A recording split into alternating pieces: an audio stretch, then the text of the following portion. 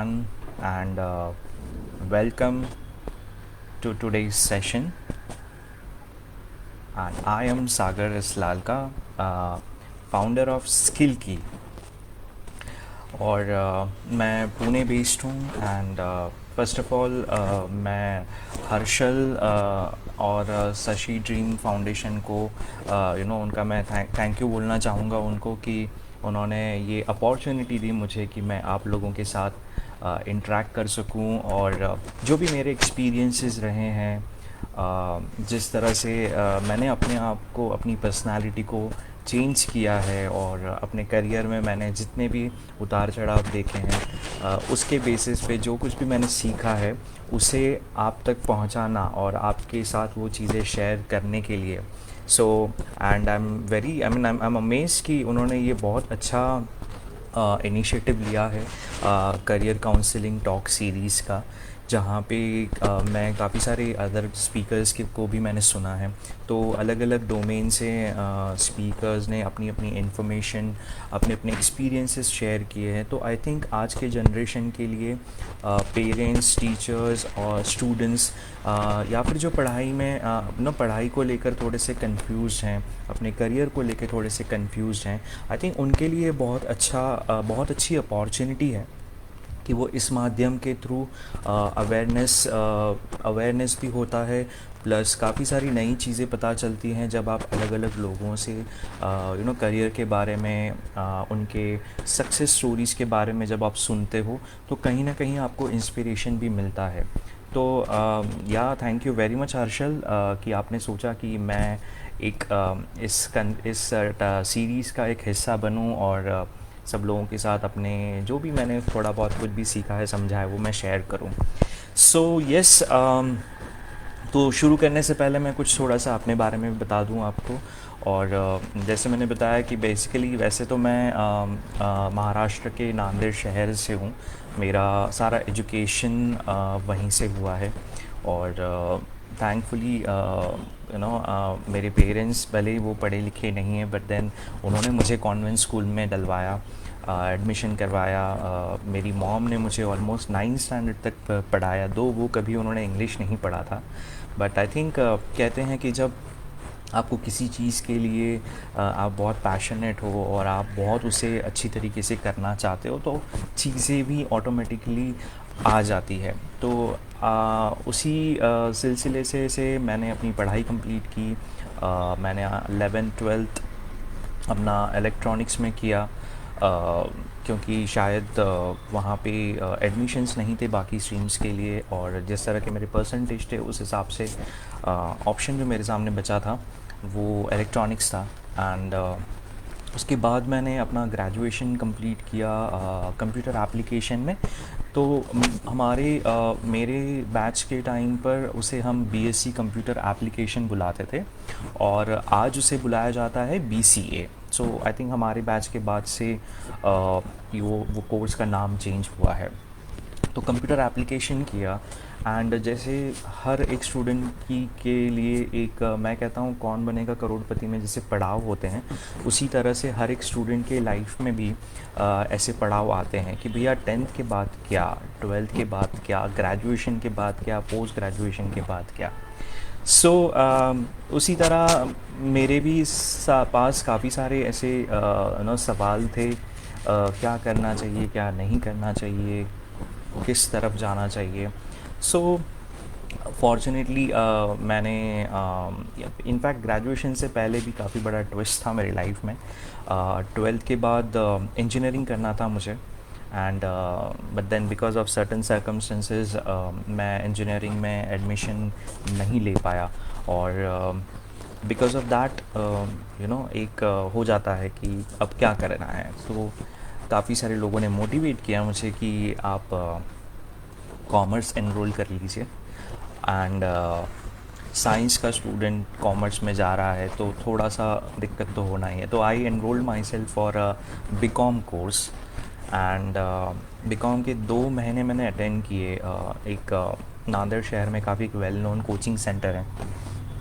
तो ट्रेंड होता था कि ये अगर आप कॉमर्स कर रहे हो तो आपको मैंडेटरीली ये एक दो कोचिंग सेंटर्स हैं, यहीं पे आपको कोचिंग करनी है. So I had enrolled myself and trust me guys, वो 2 महीने में मैं कॉमर्स का डेबिट क्रेडिट भी नहीं समझ पाया. बिकॉज आई फील मुझे मतलब नो आई वॉज लॉस्ट. मुझे यही चीज़ पता नहीं चल रही थी कि चल क्या रहा है, what is this happening, this balance sheet no, और जो सारी टर्मिनोलॉजीज़ होती हैं वो. सो आई रियलाइज़ कि समथिंग इज़ गोइंग रॉन्ग, कुछ तो मतलब गड़बड़ हो रही है जो मुझे मज़ा नहीं आ रहा है. बिकॉज जब तक 11th-12th में थे तो I use to enjoy studies. Electronics था, थोड़ा सा इंटरेस्टिंग था, काफ़ी कुछ प्रैक्टिकल चीज़ें होती थी. बट देन ये कॉमर्स वाला फंडा कहीं बैठ नहीं रहा था. सो एंड यू नो ये एक टाइम फ्रेम निकल गया था जहाँ पे बाकी सारी जगहों पे भी एडमिशन्स होना करना ये सब चीज़ें कम्प्लीटली एंड हो चुकी थी. I think it was somewhere around September. So I was मैं अपने कज़िन से बात कर रहा था इसको लेकर कि यार ये सब चीज़ें चल रही हैं एंड ऑल. तो शी सेड कि like you have invested so much of money in your 12th science, you wanted to be an engineer and you are wasting your time doing the commerce. तो मैंने कहा कि अब मेरे पास option नहीं है. तो बोले कि, और वो टाइम पे ऐसे था, एक नोटिफिकेशन आया था कि उस कमिंग ईयर से एक कॉमन इंजीनियरिंग एंट्रेंस एग्ज़ाम होने वाला है, जिसके वजह से जितने भी कैंडिडेट्स हैं वो कॉमन एंट्रेंस के थ्रू ही AI-EEE एंड ऑल.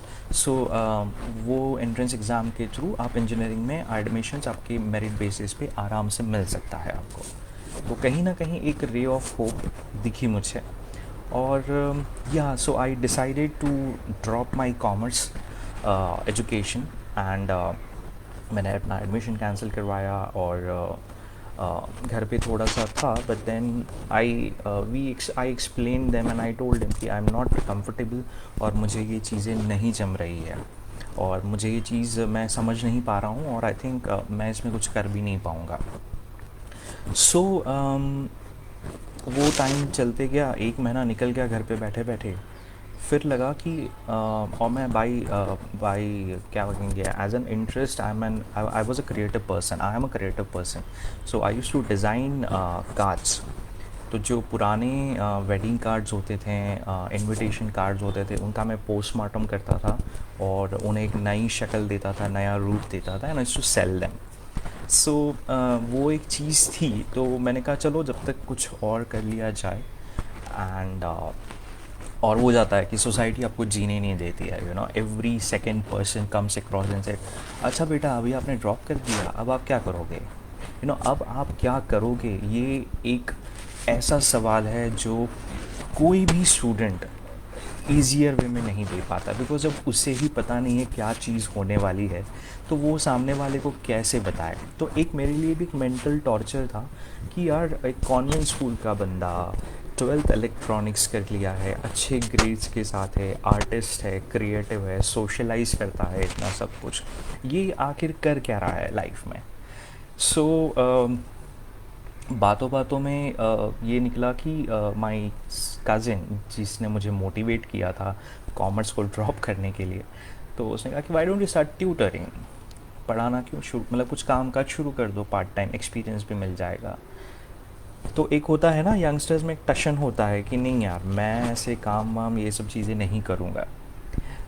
मैंने कहा अगर सामने से कोई आएगा तो मैं एक्सेप्ट करूँगा, अदरवाइज़ नहीं. So I think that's the biggest twist in my life. And 10-15 दिन में एक ऑफ़र आई मुझे ट्यूशन की कि उनके बच्चों को एक कैंडिडेट है उनको पढ़ाना है एंड करना है. तो मैंने कहा ठीक है. And I still remember it was I think 150 rupees a month. 150 rupees month. आज तो आई थिंक हम लोग एक just you know normal coffee पे भी जाते हैं तो एक coffee almost cost around 150. So that time it was 150. तो मैंने कहा ठीक है, let's start, let's see what happens. And जब पढ़ाने का शुरू हुआ, बिकॉज पहले तो कोई तजुर्बा था नहीं कि कैसे पढ़ाते हैं, क्या है, किस तरह से हैं. और ये बच्चा बिल्कुल छोटा, आई मीन यूकेजी में, फर्स्ट यूकेजी में था. एंड सो वहाँ से चीज़ें शुरू हुई समझना कि एक स्टूडेंट एक बच्चे को हम किस तरह से ट्रीट करते हैं, या फिर हम एक बच्चे के साथ कितना हम ये करते हैं। तो पेरेंट्स के एक्सपेक्टेशंस थे उसे स्कोर ज़्यादा आना चाहिए, उसका परसेंटेज ज़्यादा आना चाहिए, वो टॉप 2 में टॉप 3 में रहना चाहिए, सुनना चाहिए उनका एंड ऑल। तो आई रियलाइज्ड वन थिंग कि बच्चा पढ़ने में बहुत होशियार था, इंटेलिजेंट था, ग्रास्पिंग पावर बहुत सही था, पढ़ाई करता भी था, सब सही। सिर्फ प्रॉब्लम यही थी कि थोड़ा सा मूड स्विंग था कि जब उसे कंफर्टेबल है वो तब पढ़ाई करता था, जब उसे कंफर्टेबल नहीं है तो वो पढ़ाई नहीं करता था। तो I use this methodology that in 1 hour to 15-20 minutes we used to talk about cartoons and cartoon characters, या फिर उसके स्कूल के बारे में, उसके दोस्तों के बारे में, या कभी कभी थोड़ी मस्ती कर लेते थे। And then we use to study. So धीरे धीरे चेंजेस आना शुरू हुए उसमें, और I think couple of months में ही उसका जब पहला रिज़ल्ट वगैरह आया तो ही scored a very good marks, and उसके पेरेंट्स भी हैप्पी थे, और वो सब स्केड्यूलिंग हो रहा था। एंड धीरे धीरे मुझे बाकी ट्यूशन्स के ऑफर्स आना शुरू हो गए, और जो नस पकड़ी मैंने वो यही पकड़ी कि एजुकेशन सिस्टम में खराबी नहीं है, लेकिन हम जिस तरह से उसे ट्रीट करते हैं, जिस तरह से हम अपने बच्चों पे ये सारी चीज़ें प्रेशराइज़ करते हैं, या जिस तरह से हम उसे कम्युनिकेट करते हैं, ये सबसे बड़ा चैलेंज है। एंड वहाँ से मैंने डिसाइड किया मेरे पर्पस ऑफ लाइफ का कि I will be mentoring, I will be helping out every individual student with reference to his career, with reference to his personality, with reference to his personal life। कहीं पे भी अगर थोड़ा सा impact हो जाए तो आई थिंक मेरा जो पर्पस है लाइफ का वो फुलफ़िल हो जाएगा। या सो ट्यूशन्स का इंटरेस्ट काफ़ी हुआ, ट्यूशन्स लेते गए, फिर I appeared for my MBA entrance exams. तो नांदेड़ यूनिवर्सिटी में मुझे एडमिशन मिला, तो मैंने अपना ग्रेजुएशन के साथ साथ या I did my BSc computers, and उसके साथ साथ मैंने ट्यूशन्स एक्टिव रखी अपनी। फॉर्चुनेटली नांदेड़ डिस्ट्रिक्ट के जो महाराष्ट्र MKCL का एक प्रोजेक्ट चलते थे, MSc IT कोर्सेज, तो उसके लिए मुझे एक मौका मिला कि गवर्नमेंट ऑफिसर्स को पढ़ाने के लिए, और एडवोकेट्स, CID ऑफिसर्स, इनको सबको पढ़ाने। तो I think eight young age ये एक्सपीरियंस मिलना और लेना ये बहुत इम्पॉर्टेंट था मेरे लिए, और मैं कहीं ना कहीं अपनी पर्सनालिटी को अपने करियर से रिलेट कर पा रहा था। मतलब मुझे काम करने में मज़ा आ रहा था, मुझे लोगों को पढ़ाने में मज़ा आ रहा था, मुझे लोगों से बात करने में मज़ा आ रहा था। तो मैंने ये चीज़ जो है, ये वाली फीलिंग मुझे वो कॉमर्स में नहीं आई। वो जो 2 महीने थे कॉमर्स के, मैंने ज़्यादा ये नहीं किया। सो MBA कंप्लीट किया, and then I moved ahead with my think. And जैसे मैंने बताया कि मेरा पर्पस था ज़्यादा से ज़्यादा स्टूडेंट्स को, पेरेंट्स को मैं हेल्प आउट करूं ये कन्फ्यूजन से या फिर ये मेस से ताकि उनके लाइफ में थोड़ी सी और क्लियरिटी आए, और कैसे पर्सनालिटी को आप एनहांस कर सकते हो, रीबिल्ड कर सकते हो अपने करियर के मुताबिक। जैसे मैंने अपने आप को किया, मैंने अपने कम्युनिकेशन स्किल्स वर्कआउट किए, मैंने अपने प्रेजेंटेशन स्किल्स वर्कआउट किए, बिकॉज मुझे पढ़ाना है। तो मेरा प्रोफेशन पढ़ाने के वजह से मुझे अपना जो करियर है, अपनी पर्सनालिटी है, वो उस हिसाब से मुझे मोल्ड करनी पड़ी। तो यही हमारा आज का जो टॉपिक है कि rebuild personality for your career. तो जनरली ट्विस्ट अभी जो आने वाला है, और ये हमें ट्विस्ट क्यों करना चाहिए या फिर ये रीबिल्ड क्यों करना चाहिए, इसके लिए मैं आपसे कुछ चीज़ें बताऊंगा आपको कि 10th और 12th स्टैंडर्ड तक जनरली हम हमेशा सराउंडेड रहते हैं एक स्पेसिफिक नेटवर्क में। आपके पेरेंट्स, आपका friend circle, coaching centres, and आपके सोसाइटी। सो इनमें ऐसे हो जाता है कि हम एक स्पेसिफिक मोल्ड के एक ढांचे में हम ढलते आए हैं। आपको जो चीज़ चाहिए होती है वो आपके पेरेंट्स आपको देते हैं, आपके सारे लाड़ पूरे होते हैं, स्कूल्स में आपको पढ़ाया जाता है, तो कहीं ना कहीं आप पे रिस्पॉन्सिबिलिटी नहीं रहती है। तो कहीं ना कहीं आपको पता है कि अच्छा, मैं अगर कुछ गिर जाता हूँ, कहीं कुछ लग जाता है, कहीं कुछ हो जाता है, तो मेरे पेरेंट्स, मेरे mom, dad, brother, sister are there to help me out, right. So वो एक मोल्डिंग हो जाती है। पर 12th के बाद क्या होता है, या जनरली जब भी करियर ट्विस्ट होती है, तो जनरली लोग प्रेफर करते हैं अपने बच्चों को अच्छे कॉलेजेस में डालने के लिए। और अच्छे कॉलेजेस में डालने के लिए मतलब या तो आप शहर छोड़ो या एक अलग ओपन एनवायरनमेंट हो जाता है कॉलेज का, और वहाँ पे दिक्कत आना शुरू हो जाती है। सो रीबिल्ड करना अपनी पर्सनालिटी को ये बहुत ज़रूरी है, आप जिस भी करियर में जा रहे हैं, जिस भी करियर में आप ऑप्ट कर रहे हैं। अब की फैक्टर्स इसमें जो रिस्पॉन्सिबल है आपकी पर्सनालिटी को थोड़ा सा मोल्ड करने के लिए या पर्सनालिटी को थोड़ा सा एनहांस करने के लिए, तो इनमें सबसे जो रिस्पॉन्सिबल फैक्टर्स हैं वो है आपके पेरेंट्स, राइट, आपके टीचर्स, जिस कॉलेजेस में आप पढ़े हो या जिस कॉलेज में आप जाने वाले हो या जिस कॉलेज से आपने पास आउट हुए हो, इंस्टीट्यूशंस, सेल्फ एक्सप्लोरेशन, आप खुद भी अपने आप को कितना समझते हो, आप कितना अपने आप को पसंद करते हो, किस तरह की चीज़ें आप लेते हो, ये एक चीज़ भी फैक्टर रहती है आपके पर्सनालिटी को रीबिल्ड करने के लिए। और मैं कहूँगा कि इंडस्ट्री इन टर्म्स ऑफ कि मार्केट में क्या चल रहा है, किस तरह के जॉब अपॉर्चुनिटीज़, किस तरह के करियर अपॉर्चुनिटीज़ ज़्यादा दिखते हैं। तो जैसे अगर मैं आपको एक एग्ज़ाम्पल दूँ, आज से 2 डिकेड्स पहले ऐसे था कि हमारे पास सिर्फ 2 या 3 ऑप्शंस होते थे पढ़ाई में, या तो कोई कॉमर्स करके सीए बन जाता था, या इंजीनियरिंग बन जाता था, या तो फिर डॉक्टर बन जाता था। तो ये 3 के अलावा हमारे पास कोई और मल्टीपल ऑप्शंस थे ही नहीं। बट देन आज हमारे पास हज़ारों ऑप्शंस हैं। एक स्ट्रीम आप पकड़ो और एक स्ट्रीम में आपको सब स्ट्रीम्स मिल जाएंगे, सब सब्जेक्ट्स मिल जाएंगे।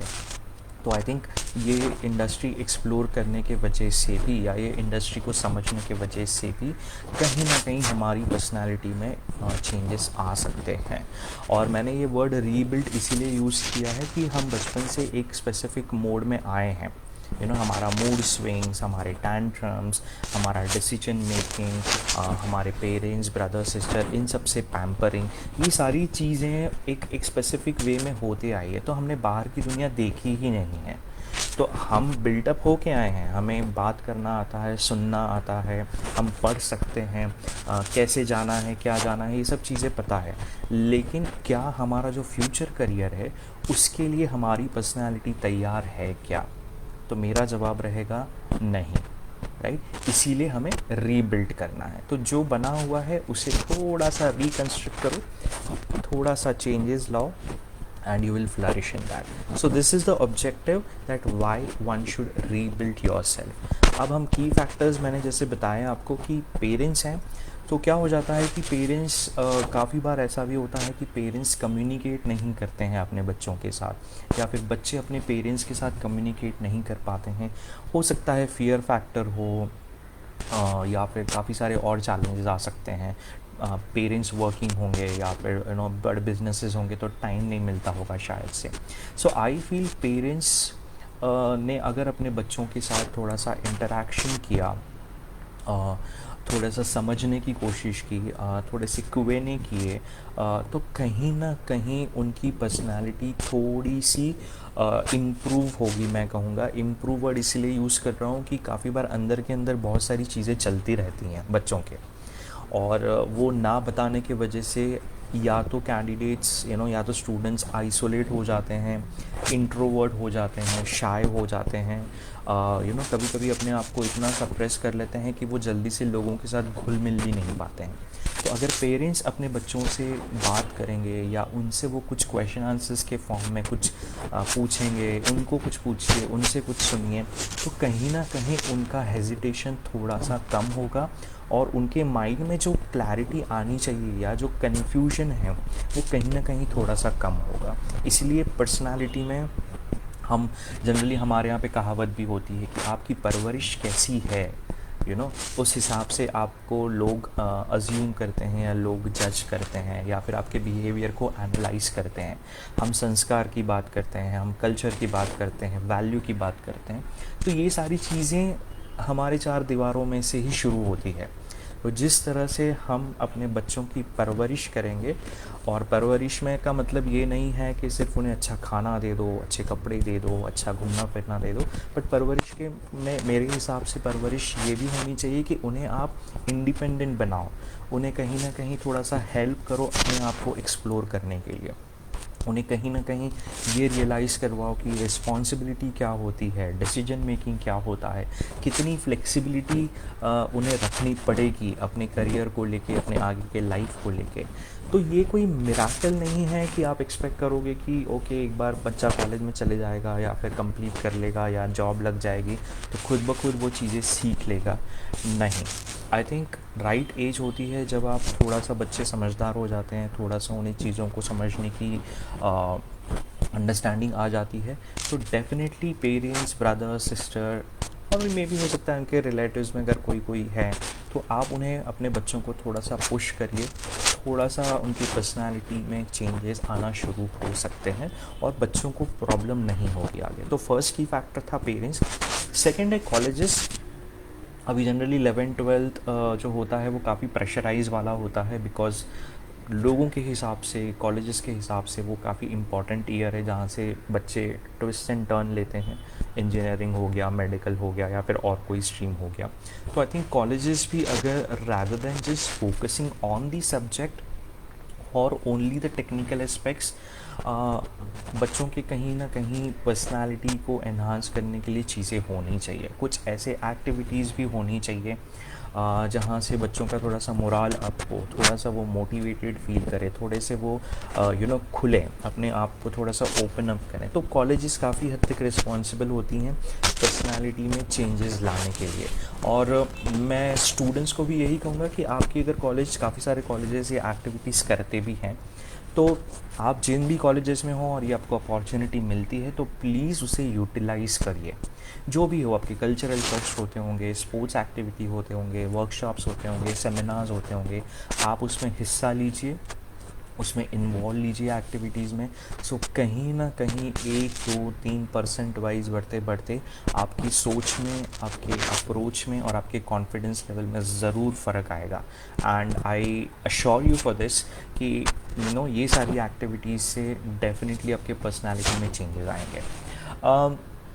सेल्फ एक्सप्लोरेशन की बात करते हैं हम, थर्ड फैक्टर जो है कॉलेजेस के बाद।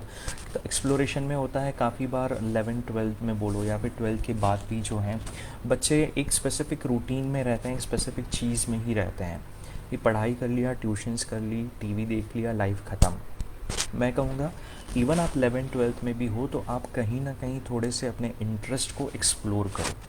इवन 10th स्टैंडर्ड के बाद या फिर आप जब स्कूल में भी हो तो पेरेंट्स की मदद से आप अपने इंटरेस्ट को थोड़ा सा एक्सप्लोर करो।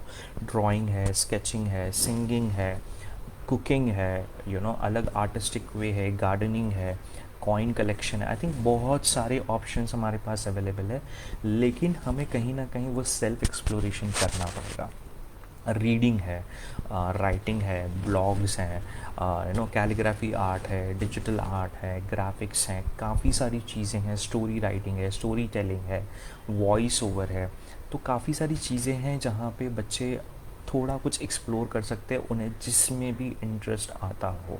काफ़ी बार ऐसे होता है कि बच्चों को टीवी देख के एक्टर्स की मिमिक्री या फिर हीरोइंस की मिमिक्रीज़ या फिर वो उस तरह से परफॉर्म करना चाहते हैं, तो कहीं ना कहीं वो एक्टिंग का कीड़ा उनमें घुस रहा है, राइट। तो वो कैसे आप उसे एनहांस कर सकते हो, कैसे उन्हें बाहर निकाल सकते हो या उसको कैसे करियर पर्सपेक्टिव से ले सकते हो, ये बच्चों को भी जानना पड़ेगा।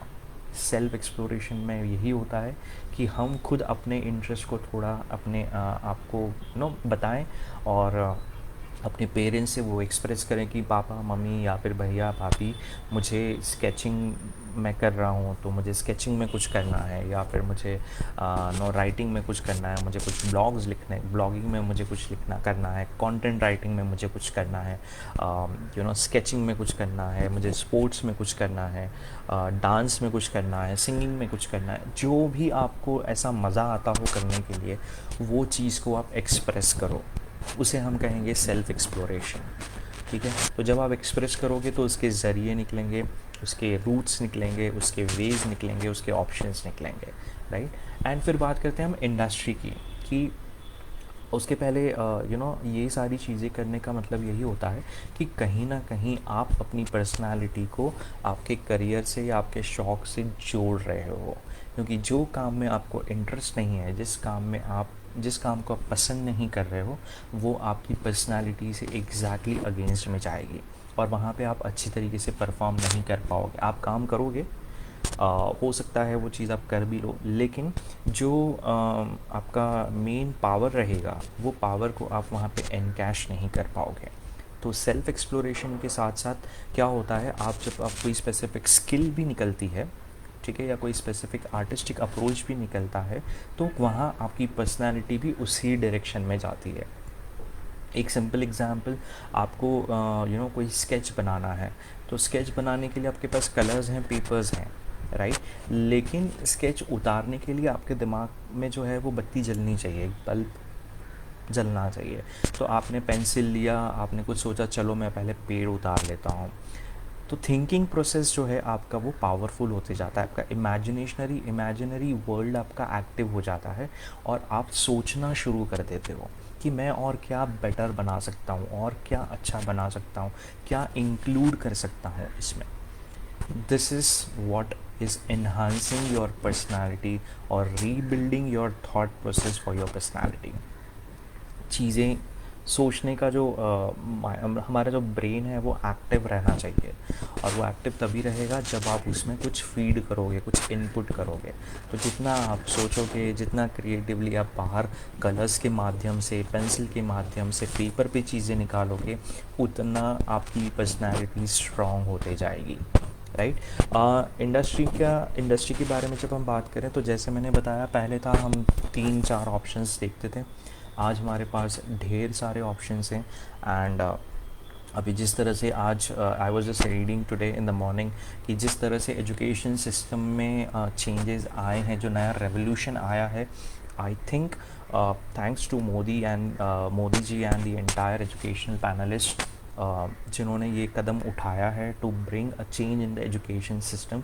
उस हिसाब से इंडस्ट्री में काफ़ी सारे बदलाव आने वाले हैं। सो बहुत अच्छा एजुकेशन सिस्टम उन्होंने डिज़ाइन प्लान आउट किया है, टचवुड, कि वो इम्प्लीमेंट हो और हमारे बच्चे उनको एनकैश करें। तो बच्चों को अभी वो प्रेशराइज नहीं रहेगा कि मुझे, जैसे for example I was not a person of maths, but then still मुझे मैथ्स पढ़ना पड़ा बिकॉज वो कंपलसरी सब्जेक्ट था। तो जहाँ पे मुझे वो आगे कहीं पे भी दूर दूर तक दिखाई नहीं दे रहा था, apart from your basic calculations, कि मैं कहाँ उसे इम्प्लीमेंट करूँगा, राइट। जितने इंजीनियर्स हैं, जितने भी साइंस बैकग्राउंड से, काफ़ी सारे ऐसे सब्जेक्ट्स होते हैं जो आपके प्रोफेशन में और आपकी चीज़ में कहीं भी काम नहीं आ रहे हैं, राइट, मतलब उसका कुछ यूज़ नहीं हो रहा है, बेनिफिट नहीं आ रहा है उससे। तो आई थिंक अब का जो एजुकेशन सिस्टम रहेगा ये इंडस्ट्री में हमें काफ़ी कुछ चीज़ें लाएगा। तो आप जो भी करने वाले हो या जो करना चाहते हो, इंडस्ट्री को भी पहले एक्सप्लोर करो, देख लो क्या क्या ऑप्शंस हैं, किस तरह के जॉब अपॉर्चुनिटीज़ हैं, किस तरह के वर्क प्रोफाइल मार्केट में मिलते हैं, किस तरह का सैलरी पैकेजेस हैं, बिकॉज ये आपकी पर्सनालिटी को डिफ़ाइन करेगा, राइट। एंड डिफ़ाइन करने के अलावा आपको भी उसके हिसाब से आपको अपने आप को तैयार करना है, करेक्ट। तो जैसे हम बोलते हैं, जो मैनेजमेंट एजुकेशन की हम बात करें तो आईएम्स में जनरली हर कोई जाना चाहता है, और आईएम्स के अलावा इंडिया के जो भी टॉप इंस्टीट्यूट्स हैं उसमें हर कोई अपना एमबीए करना चाहता है। लेकिन मैनेजमेंट एजुकेशन में आप अपनी पर्सनालिटी को कितना स्ट्रॉन्ग बताते हो, उनका एप्टीट्यूड टेस्ट, उनका DI, data interpretation, English language हो गया, इंटरव्यूज़ हो गए, ग्रुप डिस्कशन हो गया, थॉट प्रोसेस हो गया, ये सारी चीज़ें जो हैं ये कितना आप में इनबिल्ट है, राइट, कितना आपने उस पर वर्कआउट किया है। अगर आप वर्कआउट ही नहीं कर रहे हो तो भले आप एग्ज़ाम भी क्रैक कर लोगे, लेकिन इंटरव्यूज़ क्रैक नहीं कर पाओगे, बिकॉज कहीं ना कहीं आपने अपनी पर्सनालिटी को रीबिल्ड नहीं किया है एमबीए के, आईएम्स के एमबीए के पोजीशन के लिए या उसमें एनरोल करने के लिए। सो ये चीज़ समझिए कि जिस भी इंडस्ट्री में आप जाना चाहते हो वहाँ के ट्रेंड क्या है, रिक्वायरमेंट्स क्या है, उस हिसाब से अपनी पर्सनालिटी में आप चेंजेस लाना शुरू करिए, थोड़ा थोड़ा इम्प्लीमेंट करना शुरू करिए, थोड़ा थोड़ा स्किल्स डालना शुरू करिए, तो चीज़ें बहुत अच्छी तरीके से हो जाएगी। तो ये कुछ की फैक्टर्स हैं जिसके वजह से पर्सनालिटी रीबिल्ड कर होनी चाहिए, रीबिल्ड हो सकती है, और आपके करियर में भी जो है आप अपना करियर बहुत बेहतरीन बना सकते हैं। आगे मैं अगर बात करूँ उसके बाद की जो है, जो सबसे दूसरा भी इम्पॉर्टेंट एलिमेंट आता है फैक्टर्स के अलावा, वो होता है self assessment. I mean of course ये टेक्निकल वर्ड है, बट देन सेल्फ असेसमेंट में होता है कि आप अपने आप को किस तरीके से इवैल्यूएट करते हो, किस तरह से आप अपने आप को एसेस करते हो। जैसे मैंने अपने आप को एसेस किया था तो आई फाउंड इट आउट कि लाइक ओके, कम्युनिकेशन, मैं मतलब मैं जिस तरीके से बात करता हूँ या जिस तरह से मैं लोगों से इंटरेक्ट करता हूँ, मेरे हेजिटेशन नहीं होता है मुझे अगर किसी स्ट्रेंजर से बात करनी हो, या फिर मुझे अगर अपना कोई मुद्दा सामने रखना हो तो मुझे कहीं फियर फैक्टर नहीं होता है। तो ये कुछ चीज़ें थी जो स्ट्रॉन्ग थी। अब वीक क्या थी? वीक था लैंग्वेज, कि मुझे अगर मराठी में किसी से कुछ बोलना है तो मैं नहीं बोल पाता हूँ अच्छी तरीके से, क्योंकि मेरी मराठी स्ट्रॉन्ग नहीं है या फिर लैंग्वेज पे कमांड नहीं है। करेक्ट। उसी तरह से लिखने की जब बात आई तो शायद हो सकता है मैं जो चीज़ें बोल रहा हूँ इंग्लिश में, या जो क्रिएटिवली मैं बोल रहा हूँ इंग्लिश में, उसे मैं ऑन पेपर या फिर कंप्यूटर पे ग्रामेटिकली सही तरीके से नहीं पुटअप कर पा रहा हूँ। सो ये जो है थोड़ा सा सेल्फ असेसमेंट था मेरा। तो मैंने उस पर वर्कआउट शुरू किया, थोड़ा थोड़ा समझने की कोशिश, मैंने मराठी बोलना शुरू किया थोड़ा थोड़ा। जो भी मेरे मराठी फ्रेंड्स थे उनको मैं बोलता था कि आप मेरे से मराठी में बात करो, और मेरी मराठी में जहाँ पे भी ग्रामेटिकल मिस्टेक्स आती हैं या फिर कुछ वर्ड्स गलत होते हैं उस पर आप मुझे करेक्ट करो। तो इस तरह से मेरा सेल्फ असेसमेंट ने मुझे अपना कॉन्फिडेंस लेवल थोड़ा सा और स्ट्रॉन्ग किया। तो अब ऐसे है कि अगर कहीं मैं मराठी मतलब कोई एजेंसी है जहाँ पे मराठी में ही बात होती है, या फिर कहीं हम वर्कशॉप में जाते हैं तो काफ़ी सारे लोग मराठी में कुछ सवाल पूछते हैं, तो मैं उनको थोड़ा सा इजी वे में कम्युनिकेट कर सकता हूँ, मैं कहीं ना कहीं रिलेट कर सकता हूँ। तो ये मेरा सेल्फ असेसमेंट करने के बाद ही मैंने रियलाइज़ किया। अगर मैं ये सोचता कि नहीं यार कुछ तो गड़बड़ी हो रही है, कुछ तो गड़बड़ी हो रही है, क्यों लोग मेरे से बात नहीं कर रहे हैं, या फिर मैं क्यों लोगों से कनेक्ट नहीं हो पा रहा हूँ मराठी को लेकर, लैंग्वेज को लेकर, रिटर्न को लेकर, तो शायद चीज़ें आगे नहीं बढ़ती। तो मेरी पर्सनालिटी का प्लस फैक्टर यही रहा कि मैंने जब अपना सेल्फ असेसमेंट किया, मैंने ये रियलाइज़ किया कि कौन से स्किल्स मिस आउट हैं, कौन से स्किल्स ज़रूरी है और किस पे मुझे ज़्यादा फोकस करना है। तो as a mentor, as a teacher, as a professor, मेरा कम्युनिकेशन, मेरा स्पीड, मेरा पेसिंग, मेरे वर्ड्स, मेरी वोकैबुलरी, मेरा एक कॉन्फिडेंस लेवल, ये बहुत स्ट्रॉन्ग होना चाहिए। तो मैंने इन सब पैरामीटर्स पे स्लोली एंड स्टडीली वर्कआउट किया, ताकि जब मैं कॉलेज में जाऊँ किसी को पढ़ाने के लिए तो कहीं ऐसा नहीं लगना चाहिए कि ये कौन आया है पढ़ाने के लिए, या इनका ही खुद का कॉन्फिडेंस सही नहीं है तो ये हमारा कॉन्फिडेंस क्या बढ़ाएंगे। राइट। सो करियर में बहुत बार ऐसे हो जाता है, हम कुछ करते हैं करियर के हिसाब से। अगर आप बात करो मेडिकल की, जो डॉक्टर्स हैं, तो उन्हें कहा जाता है कि जब वो सर्जरी कर रहे होते हैं तो अगर हाथ शिवर कर रहे हैं, या कभी डेड बॉडीज़ को देखने की आदत नहीं है, या फिर देख नहीं सकते हैं, काफ़ी सेंसिटिव होते हैं, तो उन लोगों को एज अ डॉक्टर बहुत ज़्यादा चैलेंजेस आते हैं। तो उनका सेल्फ असेसमेंट क्या होगा? यही होगा कि भैया मुझे डॉक्टर बनना है आगे जाके, तो मुझे dead bodies, blood, muscle surgery, operations, postmortem, इन सारी चीज़ों से फ्रेंडशिप करनी पड़ेगी, इनको बहुत अच्छी तरीके से समझना पड़ेगा, तब आप उस चैलेंजेस को एक्सेप्ट कर पाओगे। अगर आप शेफ़ बनना चाहते हो, होटल इंडस्ट्री में जाना चाहते हो, एविएशन इंडस्ट्री में जाना चाहते हो, जहाँ पे आपको लोग बात करते रहेंगे, कुछ पूछते रहेंगे, लेकिन अगर मेरा सेल्फ असेसमेंट मुझे बोलता है कि मैं इंट्रोवर्ट हूँ और मैं इमीडिएटली किसी से भी बात नहीं कर सकता हूँ, और अगर आप एविएशन होटल इंडस्ट्री में जा रहे हो जहाँ पे आपको जो सामने पर्सन है उससे आप कभी मिले नहीं हो, वो कम्प्लीटली अननोन है आपके लिए, तो आपको प्रॉब्लम पड़ेगी। राइट। सो सेल्फ असेसमेंट में आप जब कुछ आगे बनना चाहते हो, कुछ स्पेसिफिक इंडस्ट्री में जाना चाहते हो, तो उसके स्किल्स लिस्ट आउट कर लो, और आपके सेल्फ असेसमेंट के स्किल्स लिस्ट आउट कर लो, तो आपको पता चल जाएगा आपको कौन से स्किल्स पे ज़्यादा फोकस करना है, किसे रीबिल्ड करना है, किसे इम्प्रूव करना है, सो दैट जब तक आप उस प्रोफेशन में एंटर करोगे आप उस प्रोफेशन के लिए तैयार हो। राइट। आप तैयार हो उसे एक्सेप्ट करने के लिए, आप तैयार हो उसमें इन्वॉल्व होने के लिए। करेक्ट। तो सेल्फ असेसमेंट करना ज़रूरी है। जो पेरेंट्स अभी सुन रहे हैं, उन्हें भी यही अपील करूँगा कि आप भी अपने बच्चों को थोड़ा सा असेस करिए, देखिए उन्हें किस चीज़ में ज़्यादा इंटरेस्ट है, वो किस में ज़्यादा इंजॉय करते हैं, किस में वो अपने आप को ज़्यादा इन्वॉल्व रखते हैं, और वो उससे रिलेटेड क्या करियर अपॉर्चुनिटीज़ बाहर हैं। अगर हैं तो आप अपने बच्चों को उस हिसाब से थोड़ा थोड़ा मोल्ड करिए, उन्हें थोड़ा सा मोटिवेट करिए। उन्हें ऐसे एकदम मैं कहूँगा कि चार दीवारों में कैद मत रखिए, उन्हें थोड़ा सा लोगों के साथ घुल मिलने दीजिए, लोगों से थोड़ा सा बात करने दीजिए, ताकि धीरे धीरे जैसे वो नेक्स्ट लेवल पे बढ़ते जाएंगे उनका कॉन्फिडेंस लेवल बैलेंस रहेगा, वो अपनी चीज़ें अपनी बातें किसी ना किसी के साथ शेयर कर पाएंगे। नहीं तो जनरली क्या होता है, हम इतना ज़्यादा पैम्परिंग कर देते हैं कि कोई अगर बाहर का कोई पर्सन आता है तो या तो वो बच्चा अपने खुद के रूम में चले जाता है, या तो फिर वो बात नहीं करता है उनसे खुद होके, और फिर हम पेरेंट्स उनको बोलते हैं कि अरे बेटा अंकल से बात तो कर लो, अंकल को हेलो तो बोलो। तो वो क्यों करेगा? क्योंकि शुरुआत से ही हमने बच्चों को दूर रखा है चीज़ों से, बहुत ज़्यादा पैम्परिंग रखी है।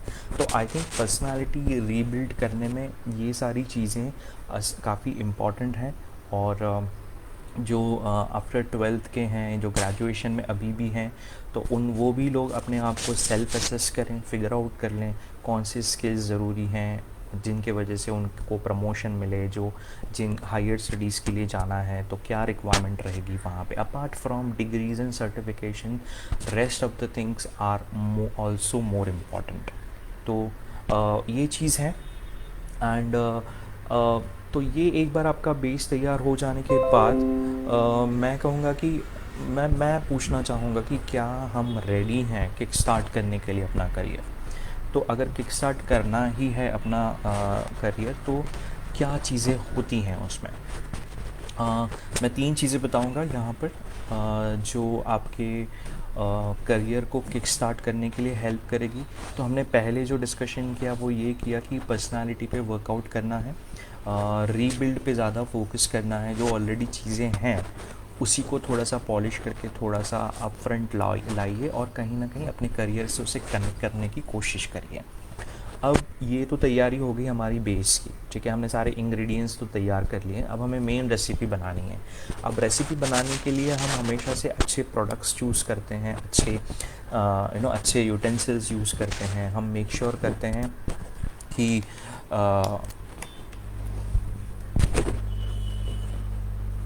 जस्ट 1 मिनट गाइस, या हम हमेशा से ये यूज़ करते चेक करते हैं कि यूटेंसिल्स अच्छे हो, साफ़ हो, जो भी हम प्रोडक्ट्स मसाले हैं या फिर वेजिटेबल्स हैं, वेजिटेबल्स को अच्छे से साफ़ करके वॉश करके अच्छी वेजिटेबल्स शॉर्ट करके फिर उन्हें हम चॉप करेंगे, सब करेंगे।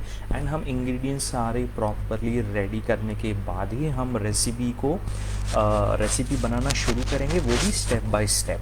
ऐसा नहीं है कि मुझे लगा कि नहीं पहले चलो अनियंस डाल देते हैं, पाव भाजी बनानी है तो अनियंस डाल दिया, फिर मटर डाल दिए, फिर आलू डाल दिया, और उसको हम कर रहे हैं एंड पता चला कि वो सारा जल गया। इनफैक्ट उसका है कि पहले आप उसे बेसिक तड़का लगाइए, ठीक है, उसको वहाँ पे अनियंस को रोस्ट करिए, फिर उसमें पोटैटो और फिर मसाला सब डाल के, बटर डाल के, थोड़ा सा लेमन डाल के उसे आप अच्छे से कुक होने दीजिए एंड फिर आप उसे सर्व करिए। तो हमारा एजुकेशन सिस्टम या फिर करियर चूज़ करने का तरीका भी उसी तरीके से होना चाहिए, राइट। अब आप बोलोगे कि सर पाव भाजी बनाना और करियर चूज़ करना मतलब क्या है, ये क्या कनेक्शन है? बहुत गहरा कनेक्शन है। मैंने जैसे कहा था इंग्रेडिएंट्स हम बहुत चुन चुन के लेते हैं, जो मुझे पाव भाजी में रिक्वायरमेंट है वही इंग्रेडिएंट्स मैं लूँगा। उसी तरह से आपको जिस स्ट्रीम में एडमिशन लेना है, जिसमें अपना करियर बनाना है, आपको अपने उसी तरीके के उस रिलेटेड आपको कॉलेजेस शॉर्टलिस्ट करना है, ठीक है। अब जब हम कॉलेजेस शॉर्टलिस्ट करते हैं, पहले तो मैं ऐसा बोलूँगा कि पहले आप शहर, यूनिवर्सिटी, सिटी डिसाइड करिए। उस हिसाब से फिर आप अपना उस सब्जेक्ट को लेके, उस करियर ऑप्शन को लेके क्या क्या मार्केट में अवेलेबल है, कौन से कॉलेजेस अवेलेबल हैं, ठीक है, वो कॉलेजेस की लिस्ट निकालिए। फिर कॉलेजेस के साथ साथ उसमें आप देखिए कि हर एक कॉलेज के पोर्टल पे जनरली आजकल वो कट ऑफ्स डालते हैं कि यहाँ पे कितना लास्ट ईयर का एडमिशन कट ऑफ था, किस पे ये क्लोज़ हुआ, लास्ट 2 इयर्स के ट्रेंड क्या रहे हैं। तो आपको ये मालूम पड़ेगा कि अगर आपकी परसेंटेज से 75 टू 85 के बीच में है और वो कॉलेज जो है वो अभी तक का रिकॉर्ड रहा है कि 95 के नीचे एडमिशन्स नहीं मिले हैं, तो कहीं ना कहीं आपको वो थोड़ा सा एक स्ट्राइक मिलता है कि मैंने और ऑप्शंस देखने चाहिए।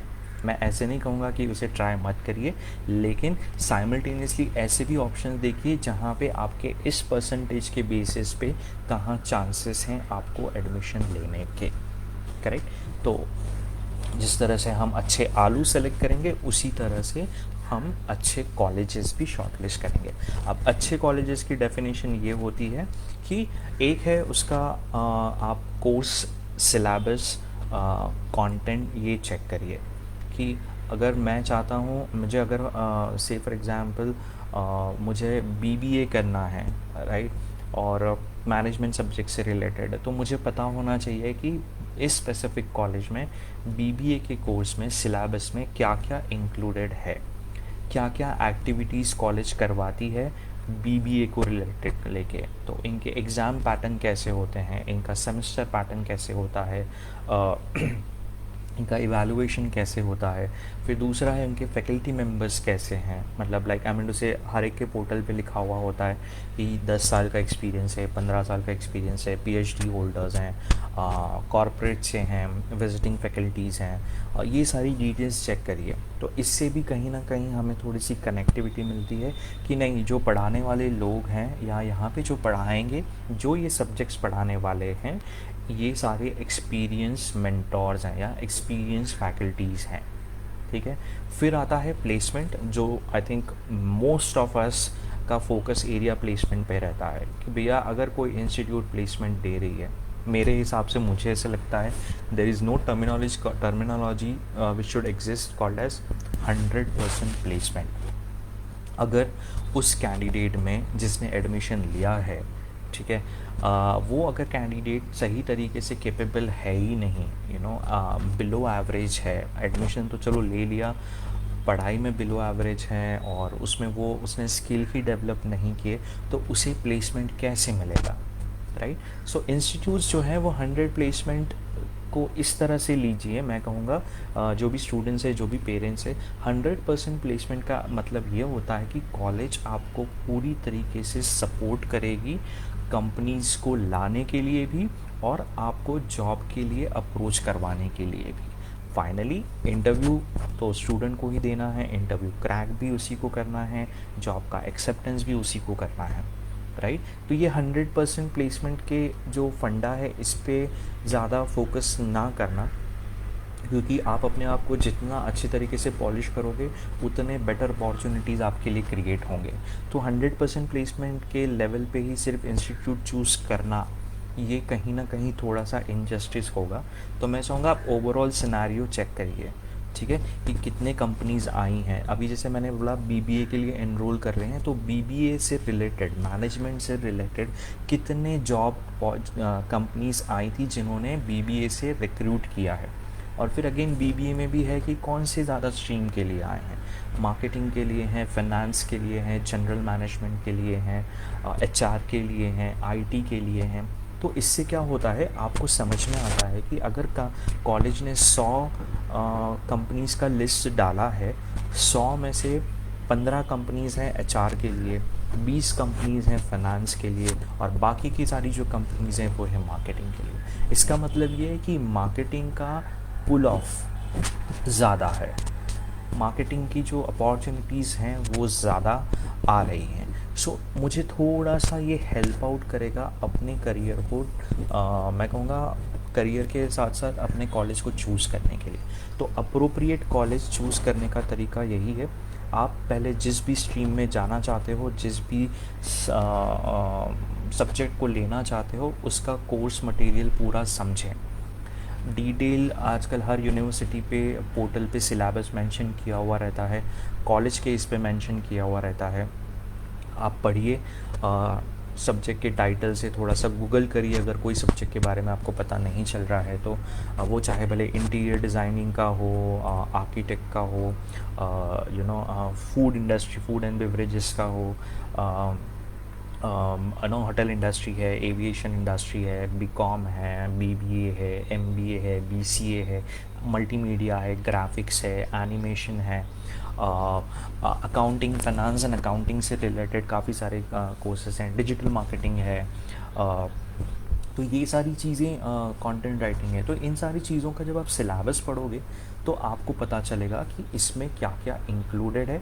और प्लस मैं जो सोच रहा था या मुझे जो दिमाग में आइडिया है इसको लेके, इससे ये मैच द फॉलोइंग हो रहा है कि अरे हाँ, मैं ये चीज़ तो सीखना चाहता था, यही तो मैं चीज़ जानना है मुझे कि ये काम कैसे करता है, राइट। तो कहीं ना कहीं सिलेबस को आप कनेक्ट कर पाओगे। सिलेबस कनेक्ट करने के बाद आप वहाँ के फैकल्टीज़ चेक करिए कि कौन से बैकग्राउंड से फैकल्टीज़ हैं, कितने सालों का एक्सपीरियंस है, कितने स्टाफ मेंबर्स हैं, कितने कॉरपोरेट से और इंडस्ट्री के लोग पढ़ाने के लिए आते हैं, या कितने विजिटिंग लेक्चर्स होते हैं, कितना बाहर का एक्सपोजर है, ये चेक करिए। उनकी एक्टिविटीज़ देखिए, को करिकुलर एक्टिविटीज़ कैसी है, एक्स्ट्रा करिकुलर एक्टिविटीज़ कैसी है, किस तरह के वर्कशॉप्स होते हैं, किस तरह के इवेंट्स होते हैं,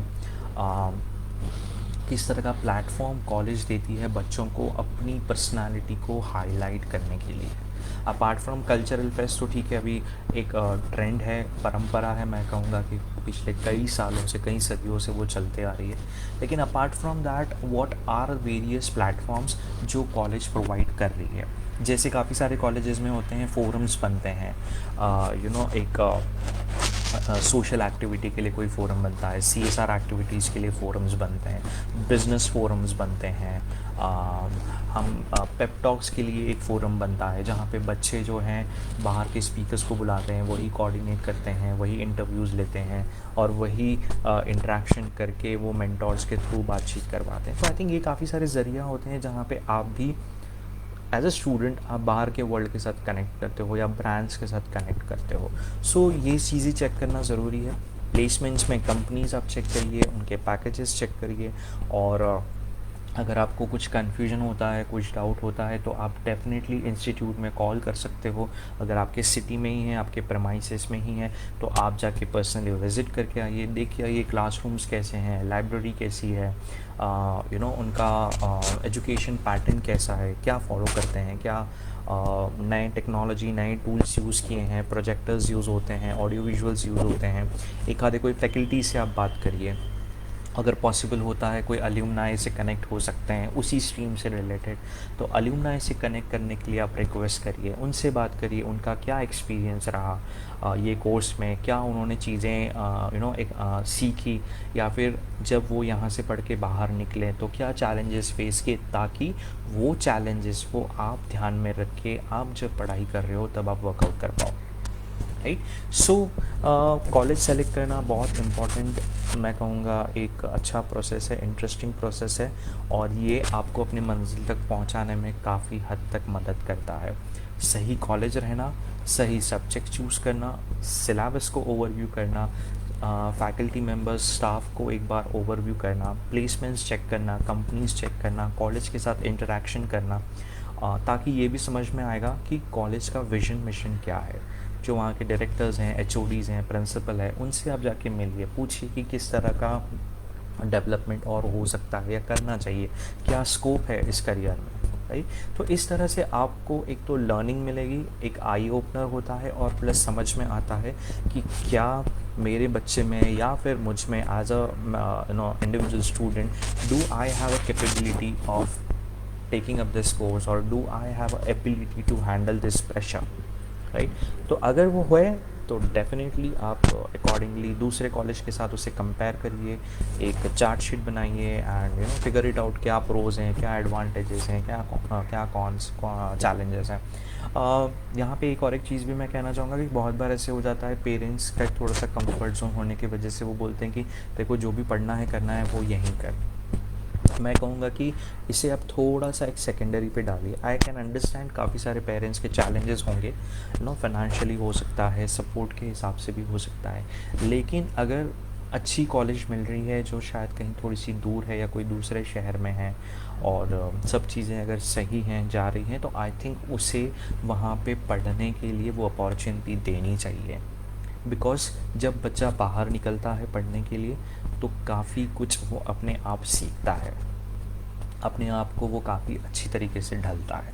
तो जो रीबिल्ड पर्सनालिटी का जो प्रोसेस है वो काफ़ी बार बाहर निकलने की वजह से भी शुरू हो जाता है। सो अगर पॉसिबल है तो एक अपॉर्चुनिटी के हिसाब से देखिए कि उसका फ्यूचर कितना ब्राइट है, कितना एडवांटेज हो सकता है उसे अगर यहाँ से निकाल कर कहीं दूसरे शहर में वो पढ़ाई करने के लिए जाता है तो। ठीक है। हाँ। सो ये हो गया चूजिंग एन अप्रोप्रिएट कॉलेज। ठीक है। मैंने जैसे बोला कि पाव भाजी बनाने हैं तो प्रॉपर इंग्रेडिएंट्स चाहिए, उसी तरह से अगर हमें अपना करियर बनाना है, ठीक है, तो हमारे पास अप्रोप्रिएट इंग्रेडिएंट्स होने चाहिए।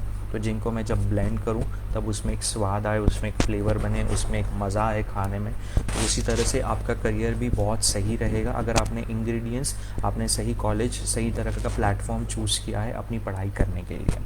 Right. Okay, coming to the next element, the second element is designing the career layout. तो काफ़ी बार ऐसे हो जाता है कि ट्वेल्थ ख़त्म हो गया, ट्वेल्थ में इतने परसेंटेज आए तो हम फर्स्ट ईयर के एडमिशन्स के लिए ज़्यादा परेशान होते हैं। राइट। मैं कहूँगा कि ऑफ कोर्स हर पेरेंट का कंसर्न होता है कि उन्हें अपने बच्चों को अच्छे कॉलेज में डालना, अच्छे कोर्स ले करना, लेकिन साइमल्टेनियसली आप ये भी सोचिए कि इस टाइम पर, आज से जब वो अपना ग्रेजुएशन कंप्लीट करेगा या फिर जब अपना वो पोस्ट ग्रेजुएशन कंप्लीट करेगा तो उसके पास क्या स्कोप है, उसके पास क्या अपॉर्चुनिटीज़ हम क्रिएट कर सकते हैं। क्या वो कोई अपना स्टार्टअप शुरू कर सकता है, क्या वो कोई अपनी छोटी कंपनी शुरू कर सकता है, क्या वो जॉब के लिए एब्रॉड ट्राई कर सकता है, या फिर कोई उसे मेट्रो सिटी में ही जाना पड़ेगा, या फिर कहीं वो एज अ कंसल्टेंट ज्वाइन कर सकता है, या फिर कहीं वो फ्रीलांसर के तौर पे काम कर सकता है। तो ये सारी करियर अपॉर्चुनिटीज़ को आपको अपने एक करियर लेआउट बनाना पड़ेगा, करियर लेआउट में डालना पड़ेगा। तो इसको एक और सिंपल वे में बताने की मैं यही कहूँगा कि अगर अब मुझे कोई पूछता है कि पाव भाजी कैसी बनाई जाती है, पाव भाजी कैसे बेस्ट वे में बनाई जा सकती है, तो मैं उन्हें रैंडमली वीडियो दिखा के तो बताऊँगा ही, लेकिन मैं उन्हें एक रेसिपी भी फॉलो करने के लिए बोलूँगा जिसमें उसका प्रपोर्शन रहेगा। राइट। कि 4 आलू हैं तो like 250 grams of potato, 250 grams of onion, 50 grams of pav bhaji masala, 1 table spoon oil या फिर 2 टेबल स्पून बटर। तो ये सारी चीज़ें जब लिखी हुई रहेगी, डिज़ाइन की हुई रहेगी, सो मुझे आसानी होगी ये समझने में कि मुझे क्वांटिटी कितनी बन रही है पाव भाजी की, या फिर कितनी बन सकती है, या फिर कितनी बनानी पड़ेगी। राइट। तो उसी तरह से हमारे करियर का जब हम लेआउट बना लेते हैं कि ओके आज से ये अभी ये एनरोल कर रहा है, एनरोल करने के साथ साथ उसके ये सर्टिफिकेशंस चलेंगे, ये सर्टिफिकेशंस के बाद इसके पास 1 2 3 4 5 ऑप्शंस हैं, 5 ऑप्शंस में से ये अभी का सैलरी ट्रेंड है, ये सिटीज़ में जॉब अपॉर्चुनिटीज़ अवेलेबल है, या इस तरह की कंपनीज़ हैं। तो इससे क्या होता है, आपको पता है आप कहाँ जा रहे हो और आपको पता है कि आप क्या बना सकते हो। सो करियर डिज़ाइन लेआउट काफ़ी इम्पॉर्टेंट है अकॉर्डिंगली। जिस तरह से हमारे इंग्रेडिएंट्स थे, तो कॉलेज तो सेलेक्ट कर लिया, सिलेबस सेलेक्ट कर लिया, फाइन इनफ है, बट उसके लिए आपको उसका डिज़ाइन लेआउट भी होना चाहिए। Third important element is a role of parent, teacher, mentors, sorry, इनका पेरेंट्स का रोल काफ़ी इम्पॉर्टेंट है, टीचर्स का रोल काफ़ी इम्पॉर्टेंट है, और मेंटर्स का रोल काफ़ी इम्पॉर्टेंट है। पेरेंट्स, अगर आप थोड़ा सा रिसर्च करोगे, आप भी थोड़ा सा अपने नेटवर्क में लोगों से बात करोगे, आपके जान पहचान में अगर कोई उस स्ट्रीम में है, जैसे मैंने बताया था कि अगर कोई बीबीए करना चाहता है तो आप थोड़ा सा एक्सप्लोर करिए कि आपके नेटवर्क में किन लोगों ने बीबीए किया है, कहाँ से किया है, उनका फीडबैक क्या रहा है। फीडबैक लेना है, डिसीजन नहीं। ये बहुत इंपॉर्टेंट चीज़ है।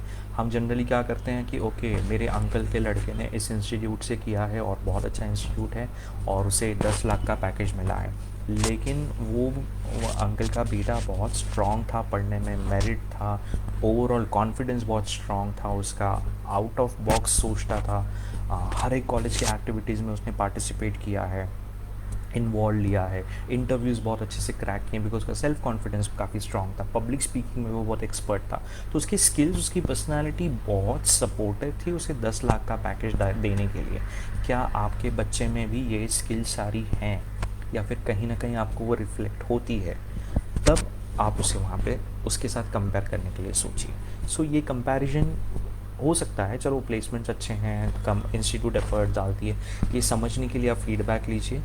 तो एक नहीं, दो नहीं, तीन नहीं, अपने जितने भी नेटवर्क में आपके लोग होंगे उनके आपसे रिव्यू लीजिए कि किस तरह का पढ़ाई रहा है, किस तरह का फैकल्टी इंटरेक्शन रहा है, किस तरह की प्लेसमेंट एक्टिविटीज़ रही है, उनके बच्चे में कितना फ़र्क पड़ा है एडमिशन लेने के बाद। सो कितना पर्सनालिटी में उसका रीबिल्ड हुआ है। तो ये जब इनपुट्स लोगे आप, तो आप अपने बच्चे के साथ वो डिस्कस कर पाओगे कि बेटा बीबीए में ये चीज़ें हैं और इसमें ये इस तरह से होता है। तो I think education these days is not just one way कि आपने बच्चे का एडमिशन करा दिया, फीस पे कर दी and you are done with it. I think parents को भी उनके साथ में पढ़ना चाहिए। पढ़ने का मतलब ये होता है किताबें खोल के एग्ज़ाम्स नहीं, but then you should know कि आपका बच्चा क्या पढ़ रहा है, वो सेगमेंट क्या है। अब बीबीए है तो मैनेजमेंट है, तो मैनेजमेंट क्या है बेसिकली, इतना तो डेफिनेटली पेरेंट्स को पता होना ही चाहिए, सो दैट आप अपने बच्चों को अच्छा गाइडेंस दे पाएंगे, अच्छा सपोर्ट दे पाएंगे, अच्छे रेफरेंसेस दे पाएंगे। क्या पता बाय द टाइम वो बीबीए कंप्लीट हो जाए, आपके फ्रेंड, आपके नेटवर्क में ही कोई ऐसा पर्सन हो जिसे एक अच्छे एम्प्लॉय की तलाश हो, तो आप अपने बच्चे को रिकमेंड कर सकते हैं या अप्लाई करने के लिए बोल सकते हैं।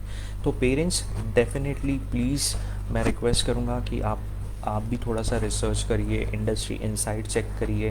गूगल आज बहुत अच्छा दोस्त है सबका, सब लैंग्वेजेस में अवेलेबल है।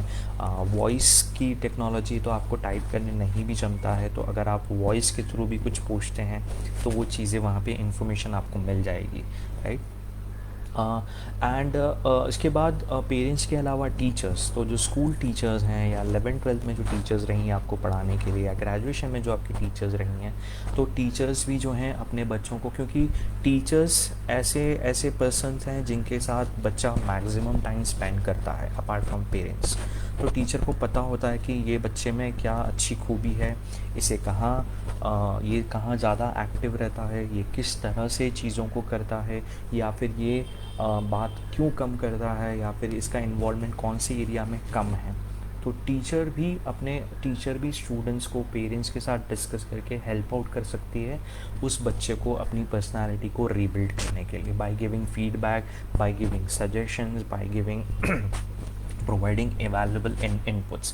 तो टीचर का रोल भी उतना ही इम्पॉर्टेंट है। और मैं चाहूँगा कि पेरेंट्स भी जो हैं इन टीचर्स से, जो भी उनकी क्लास टीचर रही हैं या फिर जिनके अंडर में भी आपका बच्चा पढ़ा है, उनसे भी आप फीडबैक लीजिए, बात करिए कि भैया ये पढ़ने में कैसा है, करिकुलर एक्टिविटी में कैसा है, आपके हिसाब से इसमें कौन सी अच्छी क्वालिटीज़ है या कौन से ऐसे एरियाज़ हैं जिस पे इसको वर्क करना चाहिए, राइट।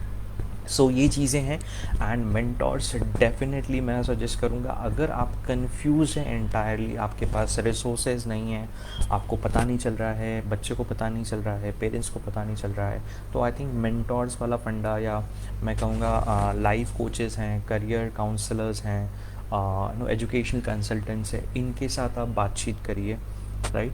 इनके साथ अपनी प्रॉब्लम्स शेयर करिए कि आप क्या कन्फ्यूजन फेस कर रहे हो, आपके हिसाब से क्या आप बच्चों को करवाना चाहते हो। तो करियर काउंसलर, एजुकेशन कंसल्टेंट्स, ये डेफिनेटली एक बहुत अच्छा ऑप्शन है जहाँ पे आपको एक डायरेक्शन मिलेगा, आपको एक प्रॉपर अप्रोप्रिएट इन्फॉर्मेशन मिलेगी, एक लेआउट बनाने का तरीका मिलेगा, जिसके वजह से आपके 70 to 80% प्रॉब्लम सॉल्व हो सकते हैं।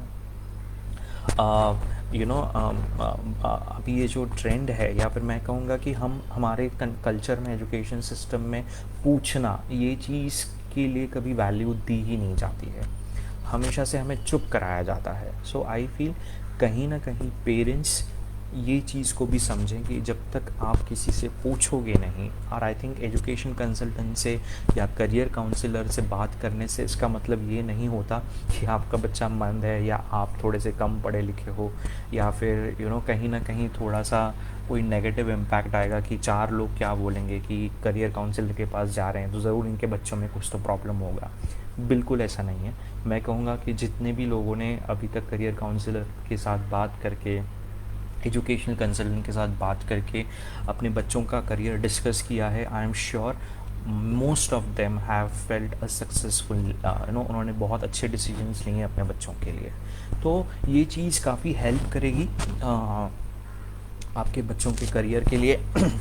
तो डिस्कस करिए पेरेंट्स के साथ, टीचर्स के साथ, मेंटर्स के साथ सॉरी, करियर काउंसलर्स के साथ, एजुकेशन कंसल्टेंट के साथ। सो यस, ये सारी चीज़ें थी जो आपके पर्सनालिटी को मतलब आपके करियर को फाइन ट्यून कर सकती है अगर आप अपनी पर्सनालिटी को उस तरह से रीबिल्ड करते हो।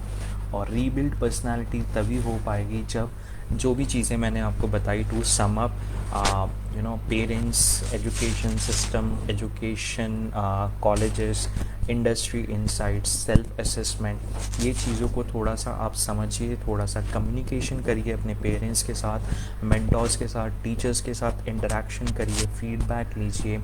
बाकी आपके नेटवर्क में जो लोग हैं इंडस्ट्री के, उनसे थोड़ा सा रिव्यू लीजिए, थोड़ा सा गूगल करके पढ़िए। और अगर बच्चे खुद भी अगर गूगल करके अपने पेरेंट्स के साथ बैठ के बताते हैं, लिस्ट डाउन करिए क्या करना चाहते हैं, किन में उनको ज़्यादा मज़ा आता है, किन में वो नहीं जाना चाहते हैं, तो इस वजह से चीज़ें बहुत सही होगी। And the most important thing, self exploration पे मैं ज़्यादा फोकस करूँगा, एम्फसाइज़ करूँगा, बिकॉज जब तक आप खुद अपने आप को तैयार करने के लिए रेडी नहीं हो, कोई कुछ नहीं कर सकता है।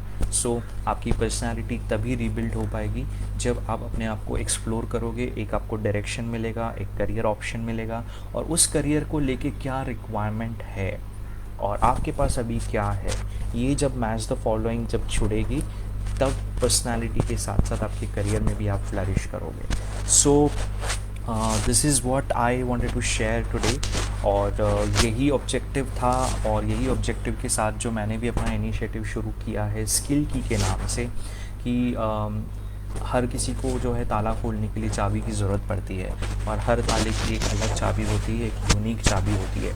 उसी तरह से हर इंडिविजुअल को अपना करियर एक्सप्लोर करने के लिए, अपनी पर्सनालिटी को एनहांस करने के लिए एक चाबी की ज़रूरत होती है। और आज के ट्रेंड में, आज के ज़माने में, या अभी इस वक्त में सबसे बड़ी जो चाबी होती है वो है स्किल। और वो स्किल किसी भी फॉर्म में हो सकती है। स्किल है communication, presentation, interaction, interpersonal skill, self confidence हो गया, आपका सॉफ्ट स्किल्स हो गए, आपका सोचने का तरीका हो गया, क्रिटिकल थिंकिंग हो गई, डिसीजन मेकिंग हो गया।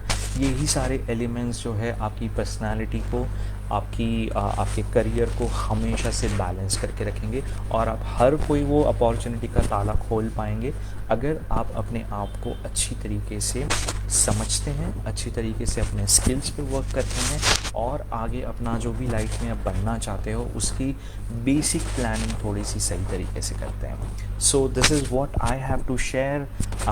तो thank you very much all the audience जो भी आज अपना कीमती समय निकाल कर मेरे साथ जुड़े हैं।